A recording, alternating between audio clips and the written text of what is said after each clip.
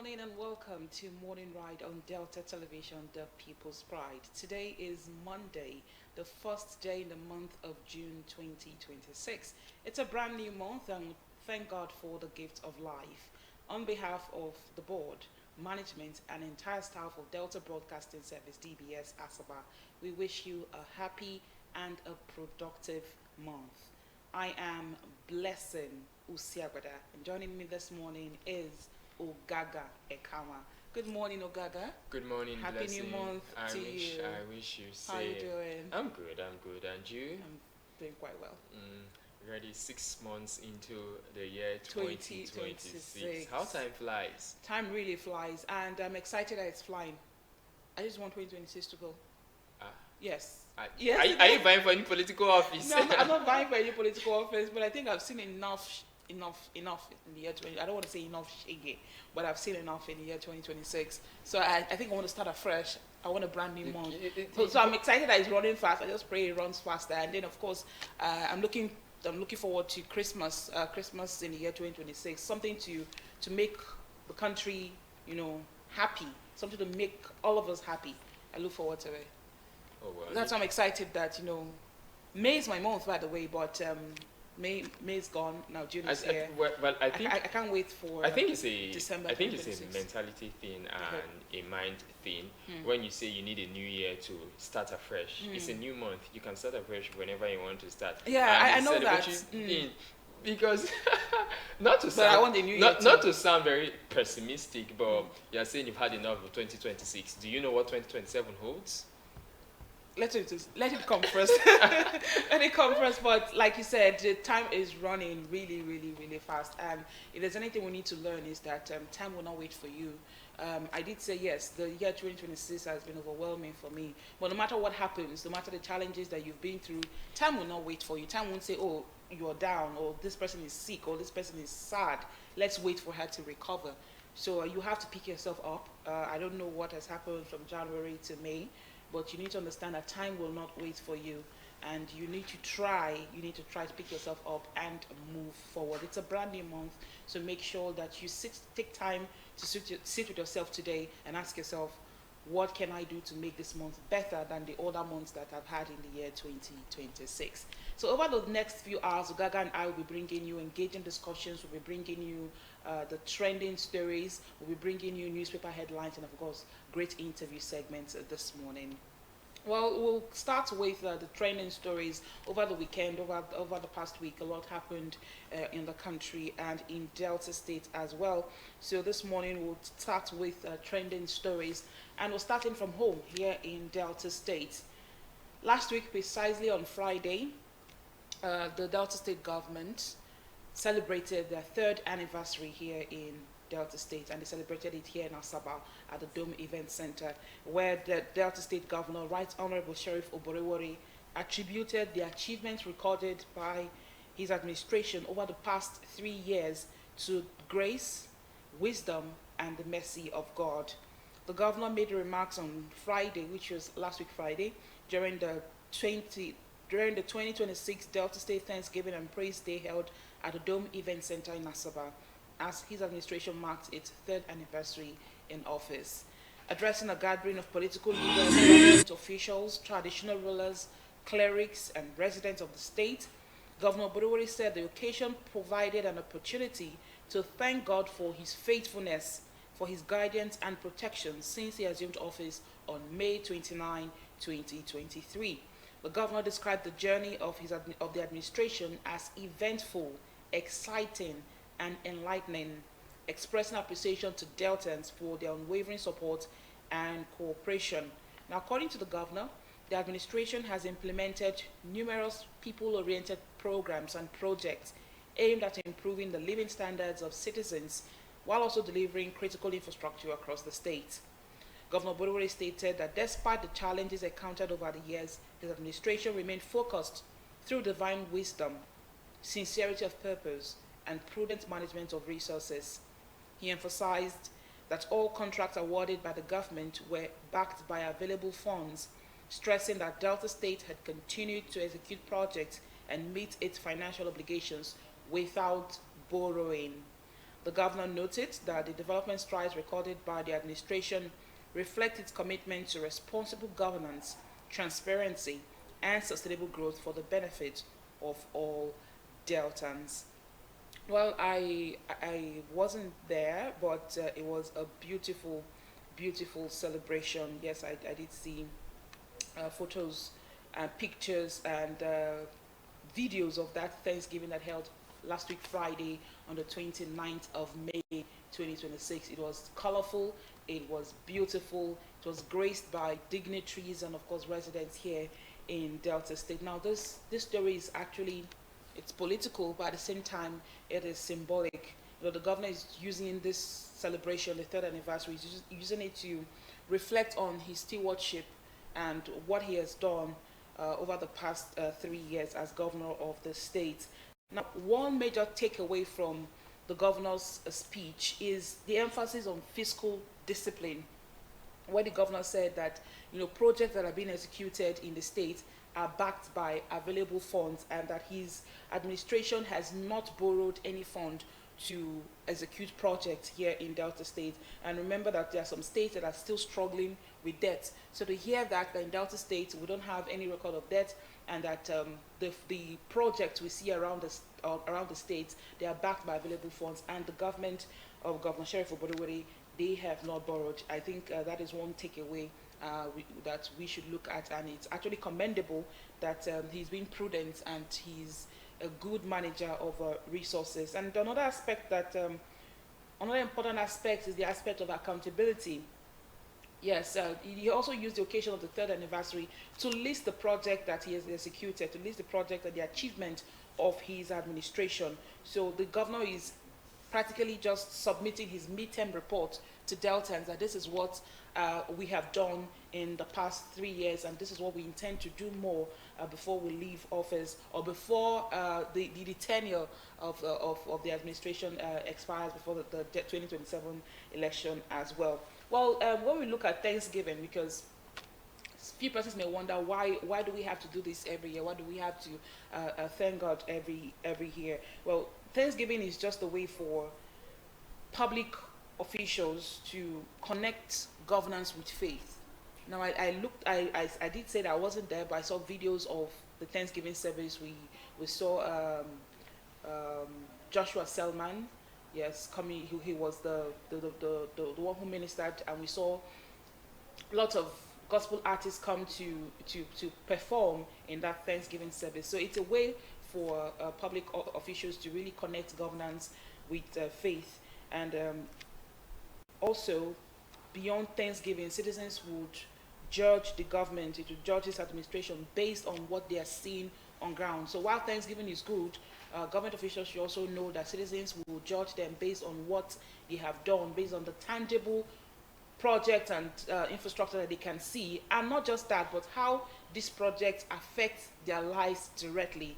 That is how the people we judge the government. But it's a good one, and we say congratulations to Governor Sheriff Oborevwori, to his team, to the executive. Congratulations to you all. Third anniversary, one more year to go. We're expecting more. After all, you promised us the more agenda, so we're expecting, Deltas are expecting more, and we want to see how you will wrap up the first tenure before the 2027 elections. Well, I will say congratulations once again, Ogaga. Yes, usually I attend, but this year I couldn't be there. But I saw videos as well from the gospel artists that were present, so the guest minister, Apostle Joshua Selman, and all dignitary present, political office holders, traditional rulers, and many more, Deltans in general. So it was a beautiful and colorful event. So I want to say congratulations to Governor Oborevwori and his team, which we happen to be a part of, because we are part of workers that put in the effort to see that the state generates revenue and of course becomes better. I want to commend him for, yes, I like his financial prudency and all of that, 3 years, him saying that any contracts they give out, the funds are already available. It's a very good one, because in a country like Nigeria, we've heard different situations, different events have played out where from the bidding process to giving out contracts, and contractors said they were not paid in full and all of that. But to see what's happening, and especially the introduction of construction giant Julius Berger, that's very good when it comes to infrastructure. So he's done quite a lot. But like his agenda is all about more. Deltans are still asking for more, and showing more commitment to workers, showing more commitment to Deltans, because he's a governor for all.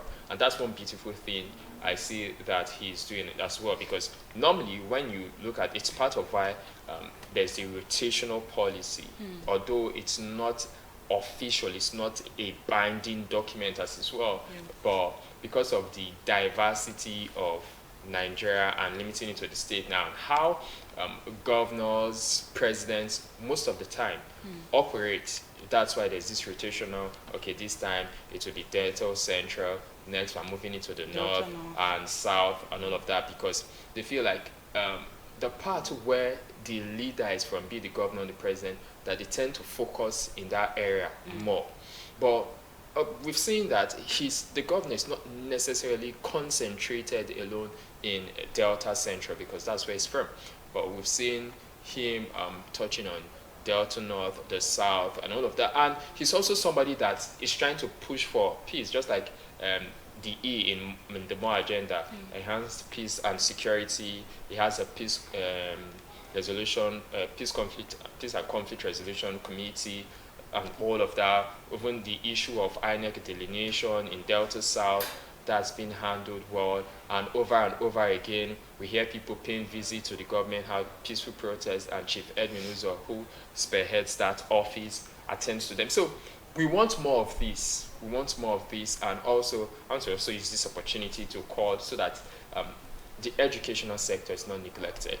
And when I talk about educational sector, I'm talking about infrastructure as well. We need our schools to have good buildings. And yes, another thing to commend the governor for is a reporting channel. The governor has a reporting channel, so anytime you see something, you can see, put it like whistleblowing as well. It's actually a whistleblower line. Yes. So if you see something, probably you're not pleased with the way a contractor is carrying out a project in your community, or you see a dilapidated school and you're not pleased with that, just send the complaints there. Because truth, to be fair to leaders to a certain extent, is that there could be things that are going wrong, and the people that are meant to oversee and report back to him might not necessarily do that. And that's why most people commend leaders that are on the ground people. So when you disburse certain funds for a certain project, you're on the ground to inspect once in a while, to get reports and see for yourself what is going on. Because truth is, sometimes what you hear and the reality on ground can be different. So, and the governor has proven to be such a person as well. We've seen him inspecting different projects on the ground, being there. I've seen him even querying contractors, the kind of materials they're using, specification, and a proper execution. So it's a good one. I think we also really need to commend the governor. You just rightly mentioned that he's there on ground to really supervise these contracts, to know what's happening and how well the contract was done. And that's why they do the groundbreaking and then they inaugurate the project once it is completed. But before we move away from this story, I also want to let Deltans know that, not just Deltans, but Nigerians as well, that when you're asking for good governance, understand that you also have a role to play. I go out every day and I see the way citizens carry themselves and organize themselves sometimes, and I tell myself that if we keep crying about bad governance, remove the president from office, remove the governor from office, and put an ordinary man there, he will still make some mistakes. So when it comes to good governance, we have a role to play as residents, as Deltans, as Nigerians. We have a role to play when it comes to good governance. So as you're asking more from the government, make sure that you're a law-abiding citizen. You are a law-abiding resident here in the Delta State. If you see something, say something. Help security agencies to do their of job. infrastructure Don't pressure. live your life like, I don't care. You know, you see something, you're not reporting to the police, you don't want to see anything to help them get information. So if you see something, learn to say something, learn to report suspicious activities around your area or where you live. So let's be law-abiding citizens. The truth is, every nation is deserving of the leadership it gets. And when you look at Nigeria, irrespective of how people want to feel like, oh, we're not getting the best of leaders and all of that, we are deserving of the leadership we get. Because if you say people don't come out to vote, who are the people that don't come out to vote? Nigerians. If you say votes are being rigged, who helps the process? I'm not even, yes, sometimes it has been argued that INEC can be complicit. But even before it gets to INEC, when they say there's a voter incitement, inducement rather, voter inducement, who induces these people? It's not the politicians that come to all the wards and polling units to do that. They use Nigerians. They use Deltans, so to say. A couple of days, that was on Monday morning during environmental sanitation. I was heading back to my house, and along Summit Junction there, I was walking down, and you could see the drainage there, the gutter, and I was like, see the stench? You could just see deaths because it rained on early hours of Saturday morning. And so there was water in it, and there were deaths, the stench, and I was like, how come? And the person I was working with, a friend of mine, he said that, that junction, there are some shops, people that sell fruits. Yes. And he just pointed out, because we could see some like plastic crates and all of that. He was like, these are stuff that were used in selling by those shops. And I'm like, that's true. So you see that then when there is flooding along the summit axis, they'll start saying, what is government doing? This, that, what kind of this, drains do they construct? This, that. But look at it, you are hindering the success of that project. Yeah. So when I say so, it's a very valid point you raised. We need to play our role and know that I'll always emphasize this: the most powerful seat, powerful position in the country is the office of the citizen. The moment Nigerians understand that, then Nigeria starts becoming better for all of us. Let's move now to our next story. So now, it has to do with the economy and something that workers have been complaining about and clamoring for. Minimum wage. Now, governors, they are considering increasing minimum wage from 70,000 naira to 100,000 naira. But Labour has rejected that proposal. Now, the Nigerian governors commenced discussions on a possible increase in national minimum wage to 100,000 naira in what appears to be a fresh effort to mitigate the harsh economic realities facing workers across the country. The move comes amid rising inflation, increasing cost of living, and growing concerns over the purchasing power of Nigerian workers. If approved, the proposed wage review would present a significant increase from the current national minimum wage, that is 70,000 naira, and is expected to spark nationwide debate among stakeholders. The government has disclosed on Saturday by the chairman of the Nigerian Governors Forum and Governor of Kwara State, Abdulrahman Abdulrazak, during a Salah visit to President Bola Tinubu. According to the governors, the proposal is aimed at providing relief for workers grappling with soaring prices of essential goods and services. However, the proposal has already met resistance from organized labor. The Nigeria Labour Congress (NLC) has rejected the suggested 100,000 naira minimum wage, describing it as insufficient in the face of the country's current economic challenges. Labor leaders argue that persistent inflation, rising transportation costs, high food prices, and increasing utility expenses have significantly eroded workers' incomes, making the proposed wage inadequate to meet basic living standards. Now, when I saw this news, I was like, it's been a long time coming. Like, this is something that I know with the recent agreement that they arrived at in 2023, it should take 3 years' time. Is it 2020 or 2024 rather? It should take 3 years' time. So the new minimum wage should come up or should be approved at the latest in 2027 next year. But when you consider some of the negotiations that were made before the minimum wage was increased from then 30,000 naira to 70,000 naira, if going by what the NLC argued, because there were no official documents to back these points I want to bring out. They said that the presidency promised them that they should concede to the 70,000 naira, because at a particular time when they started negotiating back then, it was over 600,000 naira.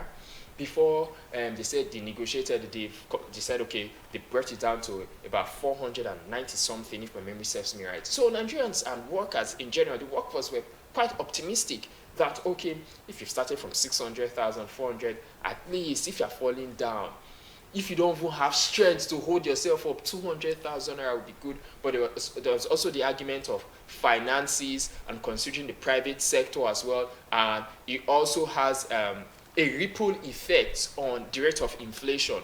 If the minimum wage is very high, traders, business people will consider that and also fix their prices. So it has ripple effects and all of that. And they also said that the presidency promised that the rate at which the cost of PMS was going up as at then, that it will be stabilized. Because of course we knew that before the president came into office, a liter of petrol was less than 200 naira. And when he came into office, during his swearing in, at that point when he said subsidy is gone, then the price of petrol went up and Nigeria started buying it at about 400 naira at the average and all of that.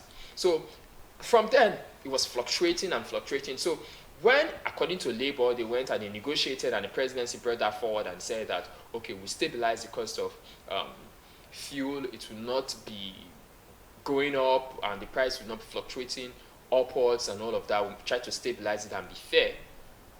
That and the fact that, okay, they are reducing, because prior to the agreement, minimum wage was reviewed every 5 years. So they said we're also going to reduce the period of review to 3 years. And all of that. So Labour said, okay, if you guys are doing this, okay, let's see and give you 70,000 naira. But the moment they agreed to that 70,000 naira, the federal government could not control the price of petrol. It started going up. As of today, the average price of petrol is like $1, about 1,400 naira. So you can imagine that. And now, then the federal government brought up the argument that market forces is what controls that. Of course, there's Iran. So if we want to say, okay, what Labour actually said was true, because we're not there in the negotiating table, as was reported. If you say what was true, did the federal government not know that there were market forces in the first place? That's for that. Then were Labour not smart enough to know that? Did they not do enough research? Because even the chairman of the Trade Union Congress, is it Alex Osifo? I think that's his name. Yes, Alex Osifo. He's also Festus Osifo. Festus Osifo. He also doubles as, I think, the chairman of Pengasin.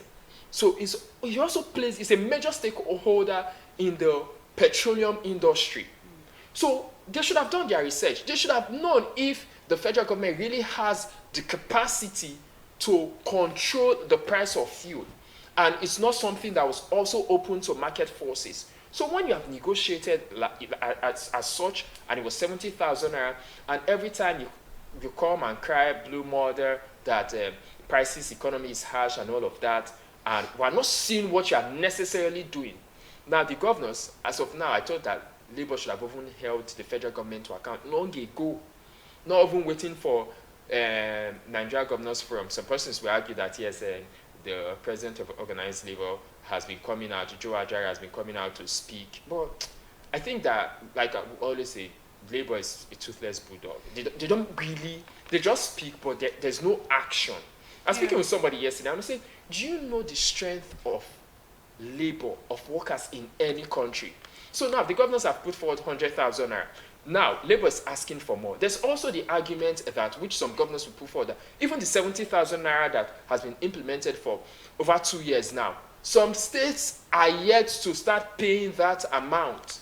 So they are saying they don't have the funds. But when you put that side by side with, I was telling somebody, I said, if it was, let's say those in the National Assembly that wanted to increase their wages, it will not take this long.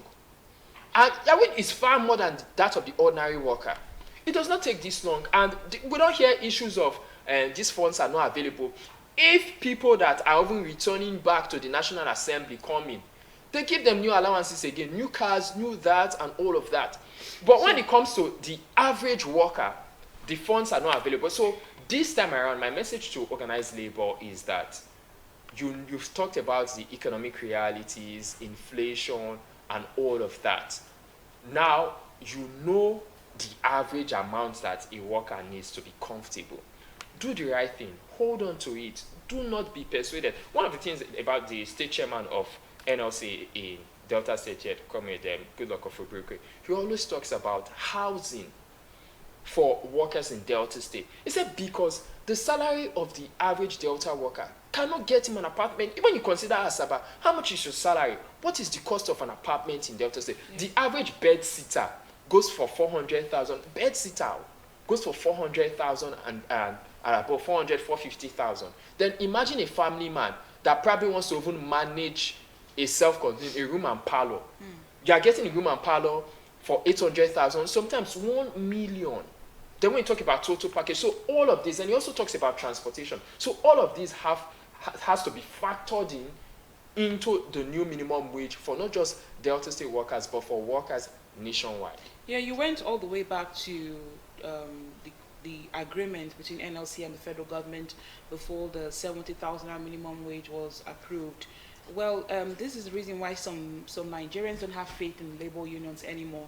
They feel when they go for negotiations with the federal government behind closed doors, they feel that these negotiations are just an avenue for the government to put money in the hands of some leaders, and they come back and say, oh, we've reached a resolution, and let's go back to work. That's the reason why Nigerians don't have trust in labor leaders. Like you rightly said, labor should be wise enough to know the federal government. This is the same federal government that, you know, for years they make promises and they renege on those promises, not just to NLC now, to NAD and to ASU, to different unions we have in the country. So they should be wise enough to come up with a plan, to come up with a blueprint, a sustainable plan, a sustainable framework, a sustainable living wage for workers. Now, the Nigerian governors are suggesting 100,000 naira. NLC have rejected it, and they said they feel the living wage for Nigerians should be about 1 million naira. I don't argue, because if you look at the state of the economy, it's 1 million naira might not even be enough for a family of 4. And if you want workers to survive, if you want workers to live, if you want them to get married and have children, and have a good life in Nigeria, then they should be able to earn something good. So this just shows that there is a gap. Going to farming. Yeah. They say going to farming. Going to farming, really. When we talk about agriculture, we should talk about security. How safe are farmers to go to their farms and plant and harvest their crops and go sell? So it's like you said, it's a whole lot for the country. But this just shows that there is a wide gap, a widening gap between the wages of workers in Nigeria and the cost of living. Now, on the surface, Nigerian governors are saying 100,000. On the surface, it might look like a big amount, from 70,000 to 100,000. I don't think anybody thinks it's a big amount. I said on the surface, for Nigerian governors, the governors. They know it's not big. Yeah. You think they don't know? On the surface, they know that it's an increase, from 70,000 to 100,000. It's something, it's tangible. But when you look at the inflation in Nigeria, when you look at the reality, you look at food prices, you look at transportation costs, you look at rent, electricity tariff, you look at data subscription and airtime. For me, I even think I am spending a lot more for data subscription now, because everything you do is online, banking, everything. To get news updates, you have to do it online, so you need data. So data subscription is a major issue for Nigerians now. So when you look at all these things, when you look at all these realities, healthcare, the expenses, when you go to the hospital, you fall sick. Even if you don't go to the hospital, you go to the pharmacy just to get drugs. It's a whole lot now for Nigerians. So when you look at these realities, you know that the expenses have increased dramatically in 3 years. Our expenses have increased. So NLC rejecting this and asking for 1 million naira, it's not wrong. But then we need to create a balance. There are two issues now, two competing interests. Yes, we know that workers, they want a higher pay, they want a living wage to be able to survive the economic hardship. But at the same time, state governments are concerned about whether they can sustain a higher wage bill. Like you rightly said, some states till today have not implemented the 70,000 naira that was approved years ago. So imagine if it is increased to 100,000, let's even say a million. It's impossible for them to even pay. So this is what we really need to look at. At this point, I don't know what the solution is. Like you rightly said, when it comes to the National Assembly, at the national level, their stipends, their whatever they get, the benefits they get are readily available. Once they get into power, they provide these things. So maybe the federal government should look for a way to assist state government in paying the salaries of workers. I really don't know what the solution is, and I don't know what amount they will arrive at, but Labour, they need to go back to their drawing table and come up with something tangible. They need to sit with the governors, sit with the federal government, and get something tangible for workers, because it is a whole lot for workers right now. We are speaking on behalf of workers, and indeed it is a whole lot. The economic hardship, no one can deny it now that there's no economic hardship. Let's be hopeful. Yes, we're hopeful, but something needs to be done. Nigerian workers need to be able to buy things, need to be able to purchase things here in Nigeria. So let's just hope that with time, because I know from now till next year there are going to be negotiations between the NLC and the state governors. Now that they've brought it up, it was, the governors forum that actually brought this up. Abdulrazak Abdurrahman, governor of Kwara State, that did say they're having discussions and they're thinking of, increasing the minimum wage. So let's just keep our fingers crossed and see how those negotiations we go, and what the outcome will be. Moving away to our next story. The Nigerian Cancer Society, NCS, has called for stronger measures to protect Nigerians, especially children and young people, from the growing dangers of tobacco use and nicotine addiction. In a statement marking the 2026 World No Tobacco Day, the President and Chief Executive Officer of the Society, Professor Abidemi Omonisi, expressed concern over the increasing exposure of youth to tobacco and nicotine products, warning that the trend poses serious public health risks. Now, the society stressed that tobacco and nicotine products are often portrayed as fashionable, harmless, and socially acceptable, despite overwhelming scientific evidence linking nicotine addiction to cancer, cardiovascular diseases, chronic respiratory illnesses, and mental health disorders. The NCS further warned that tobacco use remains one of the leading preventable causes of cancer and premature deaths globally, urging government agencies, parents, schools, healthcare professionals, and community leaders to work together in safeguarding young people from nicotine addiction and its long-term health consequences. Now, there is a growing health challenge that many people underestimate. I was having a conversation with a friend, and we talked about how, yes, we have we hear of kidney failure, liver disease, cancer, and what's troubling is the fact that it's no longer old people disease as we used to see them. When you hear of, oh, this person is down with prostate cancer, this person is down with liver cancer or kidney failure, you think, oh, if not an elderly person, but at least an advanced man or advanced woman. Now, what's troubling is the fact that young people are down with kidney failure, liver diseases these days. It is really troubling. Now, the traditional cigarette, it's not the only concern right now. There are new fashionable ways of taking these tobacco products and nicotine. They call them shisha, vapes. There are new things that come out every day. I don't even know them, but I know that I see young people when they have parties, when they go out there, there's something in their hands. I was at the salon the other day, and a young girl, a pretty young girl, had something in her hand. I don't know what it is, but it was small. It looked very beautiful. It had, I think, a pink color. So all I know was that she was bringing out smoke from her mouth and her nose. She was sitting in the salon, and she was just casually just putting it in her mouth, and smoke would come out from her nose and come out from her mouth. I couldn't ask anybody what that is. I've not been able to get the name of that product. What I'm saying is there are now fashionable ways of, young people to take these things, to smoke these things. The only one I know is shisha. I know that I've heard of shisha before, and many people say, oh, it's harmless, it's flavorful, it has this flavor and that it's not like the traditional cigarettes that we know. But the truth is, I've read reports that shisha is more dangerous than cigarettes.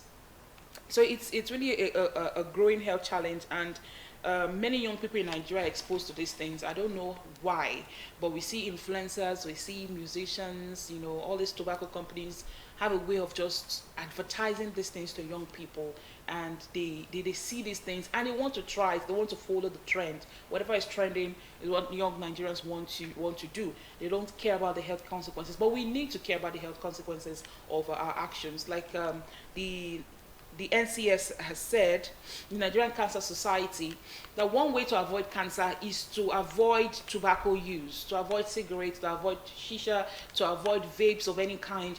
Just avoid it, because when you use these things, it's not going to ask, it's not going to consider your age, it's not going to consider whether you're too young to die or not, or whether you're too young to be down with kidney failure.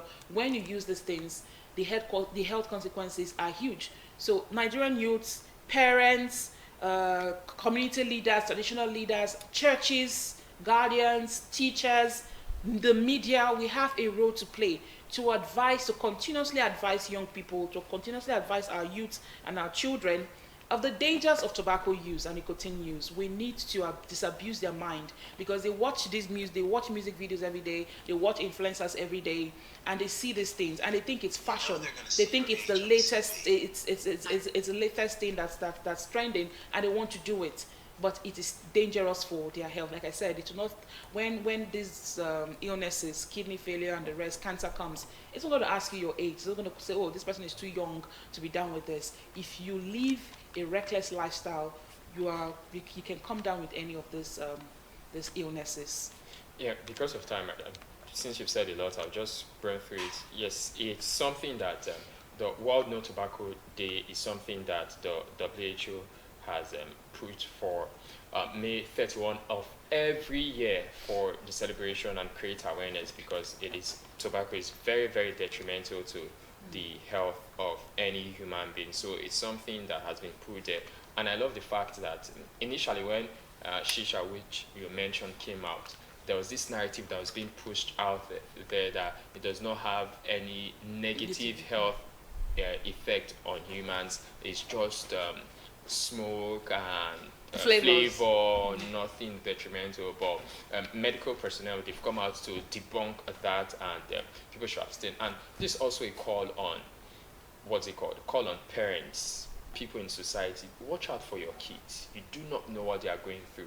Teachers in school, watch out for these children, because some of these persons, to be fair on parents, some of these persons, they don't pick up these habits at home, especially if you are from a very disciplined home, but they go out there and they see stuff like this. And I want to also say kudos to the NDLEA for the great job they are doing. They've been busting drug barons of recent, and I want them to also follow it to the latter, because beyond the foot soldiers that they get to nab and all of that, they have people, the main cabal that pushes these drugs, the main drug pushers. So get to them, find these cabals that are in charge of these, and let's ensure that they face the full wrath of the law. Very quickly, let's move now to politics, where Peter Obi has secured the NDC presidential ticket, and he has announced the former Kano State governor and the leader of the Konkasia movement, Rabiu Kwankwaso, as his running mate.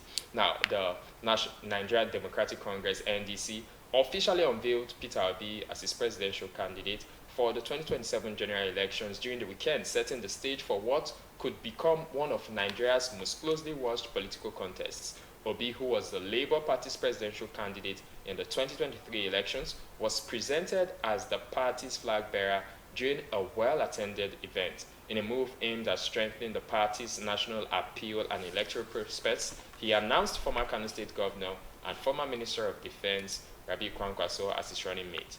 The Obi Kwankwaso ticket is expected to generate significant political interest across the country, bringing together two influential political figures with strong support bases in different regions of Nigeria.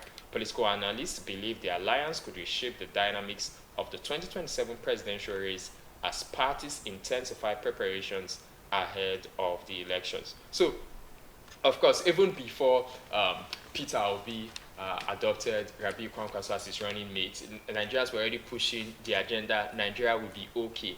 Even while they were in the ADC, people were still pushing for the Obi Kwankwaso ticket and all of that. As it should be over a month now. I was watching an interview of Kwankwaso, and he was speaking that back then, even his daughter was telling him that he should form a team with Peter Obi and they should vie for office. So it's just saying that that's to tell you how interested the younger generations are now into politics and all of that. So it's a beautiful thing to see opposition, because that's one of the beauties of democracy, where there is opposition. So giving Nigerians options. So the NDC adopting Peter Obi and Kwankwaso as their running mates. The ADC has Atiku Abubakar, and he has gone to visit the people who lost during the primaries, Rotimi Amechi, even Hayatuddin, and Hayatuddin has promised that he will work alongside Atiku Abubakar. Even a Labour Party, the Nanandi Usman-led Labour Party, they've adopted their candidate. So different parties are bringing forth and pushing for their candidate. Then the Allied People's Movement, APM, during the weekend, they also announced that Seyi Makinde will be the flag bearer. So that's what Wike was even saying, incidentally. Wike was talking about when Seyi Makinde was talking about a merger between PDP and the Allied People's Movement. Wike say, which one is like a coalition? There's nothing like that. If you've left the PDP to APM, make it plain. And now it's looking like Seyi Makinde has abandoned both factions of the PDP, be it the Tsunami Rakillet faction and the Wike-backed faction. So he has abandoned them. It's now the flag bearer for the APM. So we'll keep seeing more of these as 2027 approaches. But the thing is that Nigerians, ensure you have your PVC and do not stay at home during election day. Come and have your say come the 2027 general elections. Well, Gaga said a lot, and because of time, I would just not take my time to analyze this. But like you have said, it's Nigerians have been anticipating. Now, Nigerians who are in support of Peter Obi and of course Kwankwaso, they've been anticipating this. They've been clamoring for this. So if this is sustained, if they put their house together, this might be one of the most significant political development ahead of the 2027 elections. But for me, while coalitions are important, forming alliance is important. For me, I think maintaining that alliance is the main issue, not just forming an alliance with anybody or any political party. But Peter Obi, like we know, when he started, people kept asking, people kept saying he doesn't have a structure. He doesn't have a structure. 2023 came and we saw his structure. So no political party should be underestimated this time around. The ADC, the NDC, the PDP, the APP, no political party should be underestimated. We will just watch and we'll find out what will play out in 2027. Now, we will not wrap up trending stories without talking about the biggest game, the biggest football game that happened during the weekend on Saturday. To be precise, let's just talk about sport before we wrap up. PSG defeated Arsenal to win the UEFA Champions League. Well, for PSG, I didn't support anyone, but I did see the football match. For PSG, this victory just cements the fact that they are amongst the elites when it comes to Europe Football Club. They're amongst the elites. It's a good one, winning back to back. It's a good one for PSG, and PSG fans around the world, they're very happy. They were just excited that day. Then for Arsenal, Arsenal fans are heartbroken. I can say that for sure. I did speak with some of them yesterday, spoke with them on Saturday, and they are heartbroken. So if you know any Arsenal fan around you, just avoid them for like a week before you talk about it. Well, they really worked hard. They worked hard. They put in their best, and that's why I don't like penalties. Penalties have been called. There's a word I did write down. The penalty has been a game of luck. No, not just a game of luck, but I call it football's cruelest decider, because you may play football's what? Cruelest. It is cruel. No, it's not. It is, because imagine playing a good match, but both sides having each goal, like 1-1 goal, and then you now have to go for penalty. And you know that most times the players that are selected are not the best players in the team. So whose fault is it? It's the fault of the coach sometimes. No, not really. See, okay, now, thank you. Say you didn't watch the game. I watched it. Okay, you watched it. Yes. So the last man who took Arsenal's shot had no business with taking that penalty shot. Yes, you know that. But who? I know what. But the truth of that is, first of all, congratulations to PSG, champions of Europe. The second team since the new era of the Champions League to have won it back to back. Yeah. The first and only team prior to Saturday was Real Madrid, and now PSG has joined that class. But like some persons said, I saw a message online that former one-time Manchester United manager Sir Alex Ferguson was congratulating the PSG team, and there were rumors that he said Arsenal's football was boring, but the other report said he debunked that. He only said that only one team looked like who wanted to win, and that's the truth. Because when you see the game, no, it's the truth. Because the way Arsenal was playing, Arsenal reminded me of Chelsea back then. After they had that first goal, it was as though, because of course, this season, of course, Arsenal has had the best defense. So it was as though they just wanted to sustain that one goal lead. But it's really difficult to do that against an attacking side like PSG. And the moment PSG had that goal, Arsenal were even lucky because they had a good defense. If not, that game would have ended in regular time. That's the truth. So both teams, when it comes to penalty, yes, penalty is a game of chance and all of that and luck. But when it came to the penalty, both teams actually suffered losing their main penalty takers due to the duration of the game, that it went into extra time. There was an additional 30 minutes. Because even for the PSG side, the main penalty takers on the team were already substituted. So that's it. It's just a game of luck. But I loved everything that was happening. And what I'll just say finally, if you have an Arsenal fan, because somebody was chatting me up, was see my status. If you have an Arsenal fan around you, just you know what you do for them. They're feeling that way. Play them. Yakubu manage. You will feel it's like you want to die, but you will not die. It will only take a while.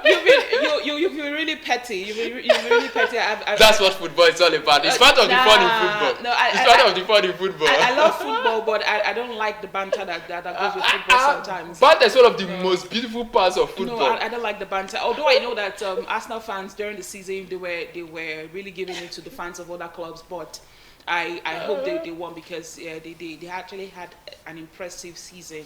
But like you rightly said, I actually saw that football match with. I was on duty, so I saw the football match with Bright, and Bright kept saying Arsenal, you know, the players were not playing the way they ought to have played. They should do more. They should give their best and all of that. But it has happened, and that's football. There's always next season. Congratulations to PSG. For Arsenal fans, please don't take it so hard. It was still a good season for Arsenal, actually. Yes, that's why I said that they worked hard. They worked hard, and they actually thought they had won. Now Arsenal fans were ready, but the whole world would you know. But let's just leave it at that. Let's just leave football. Let's not talk about Arsenal so much. All right, that's how we wrap up trending stories. We'll go on a break, and when we come back, we'll bring you our next segments. Please stay tuned.